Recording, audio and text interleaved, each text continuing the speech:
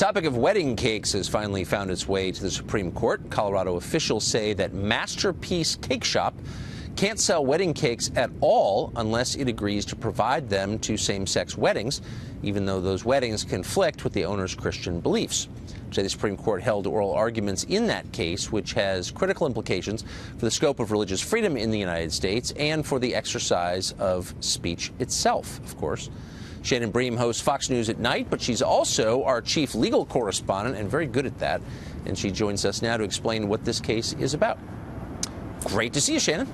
You too, Tucker. Well, it was, listen, heated inside and outside. Lots of demonstrations there today, but inside heated as well because the bench was what we call hot. They were often asking questions, talking over each other, not really allowing the four attorneys who argued this case today to really get in a word edgewise. And what is at the center of this case is essentially Jack Phillips is a Christian bakery owner out of Colorado. He was approached by a same-sex couple who said, we want you to do a wedding cake for us, a custom wedding cake. At the time, same-sex marriage wasn't even legal in Colorado, but they were planning to get married in another state where it was legal and come back. And he said, listen, I'll sell you anything in the shop, but I'm an artist and I can't lend my skills to anything that I think is offensive to my Christian faith.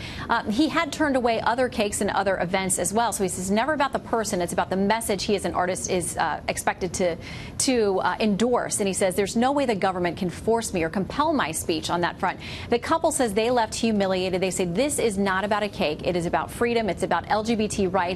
They say they don't want another couple or other LGBT individuals in this country to go through what they went through. They said, listen, if you're in the stream of commerce, essentially you need to be able to step up and sell. You can't pick and choose who your customers are going to be. I want to read you a little bit of what Justice Anthony Kennedy said, because everybody watches him, of course, because he has authored many cases, many decisions that are, broaden LGBT rights and help the LGBT community. He's talked about the dignity of them and their families. But today he raised an interesting point when he said this. He said, tolerance is essential in a free society. Tolerance is most meaningful when it's mutual. It seems to me that the state in its position here has been neither tolerant nor respectful of Mr. Phelps' religious beliefs. He was tough on both sides, but he'll probably be the key in this case, Tucker. It's a very reasonable point, I think. Shannon, thanks a lot. You got it. Mike Ferris is President, CEO, and General Counsel of Alliance Defending Freedom. That's the group that represents Masterpiece Cake Shop, and he joins us tonight. Mike, thanks for coming on.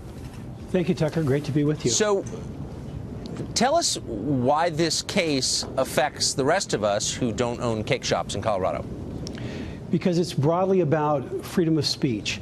And the artists that create cakes, the artists that create music, print, all sorts of artistic creations. Anybody who's in the free speech business would be affected if the ACLU's theory of the case is adopted.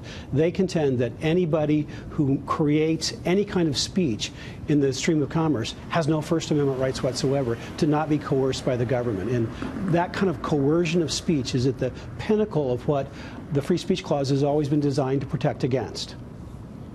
Well, wait a second. The ACLU's theory, I thought the ACLU was founded in order to protect the freedom of speech of the unpopular, by the way, of war resistors in the First World War and Nazis and other people on the fringes. But they've given up on that charter?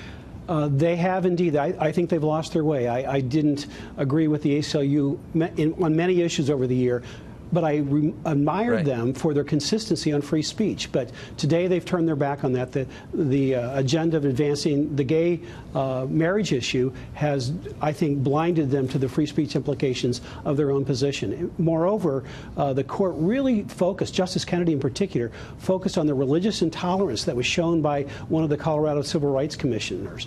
And Justice Kennedy engaged in the most heated exchange I've ever seen in the dozens of Supreme Court cases I've watched, and basically forced the Solicitor General of Colorado to disavow a statement by one of the commissioners who was very anti-religious in their comments. And I think that may really turn this case in an important direction.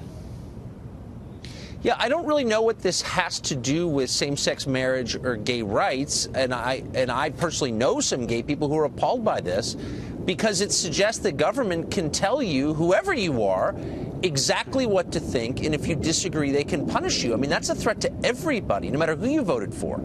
That's exactly right. America used to be founded on the premise that I disagree with what you say, but I'll defend to the death your right to say it. That's an important principle that was at stake today, and I really hope and believe that the court's going to come out right on this, but it's going to be a close call. Very, very contentious today. Is that true? So who on the Supreme Court would you expect would uphold the idea that government can punish you for having views it dislikes? Some of the liberal justices on the court made comments that would tend to put them in that direction, but I have hope that a couple of the others that are usually in the liberal category may see the better of it, and so I'd rather not name names unless I predict wrongly and lose a vote on the Supreme Court. That might be counterproductive. Mike, thank you very much.